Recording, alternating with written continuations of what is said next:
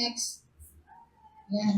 So, ano na nga po ba ang nangyari nung bumuluwak ang mine tailings? Next. Ayan. Ito na nga po, nagkaroon ng massive release ng tailings into the Buwak River, one of the Philippines' worst mining disaster. Dahil, bakit po nasabing worst mining disaster? Ay kasi nga po, kitang-kita naman araw nangyari eh. Unlike dun sa Magila-Gila Dam, nag-iba ay gabi, tapos kasabay pa ng bagyo, Mona, ito, araw na araw, so hindi nila matatanggi na merong talagang paglabag na nangyari. Merong disaster na nangyari. At even before, may leakage na, ay hindi pa rin nila ginagamot yung leakage po na yun. Yan, next. Yan.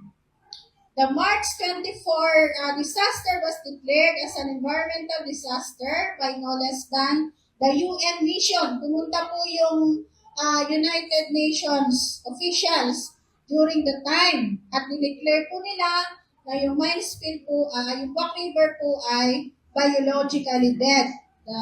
Yung pong 26 kilometer long ng ating pong ilog ng Buwak.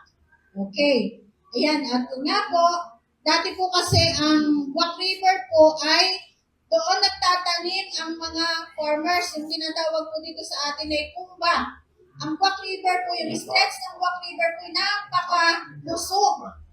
Doon po nagtatanim ng mga gulay, ng lahat ng pananim ang mga farmers doon sa kumba nga po. Kaya nung naapektuhan po, ay nawala na po sila ng taniman. Ayun, at nabago ang flow ng ilog at halos kinain na yun po mga riverbed, yung mga dating tumba ay kinain na po ng tailings, tapos yun nga, nung malalakas na pagbaha na talagang nasira na po yung itsura ng Buwak River. Tapos may kasama pa ngayong yung quarrying, na talagang nagiging deteriorated na po yung Buwak River.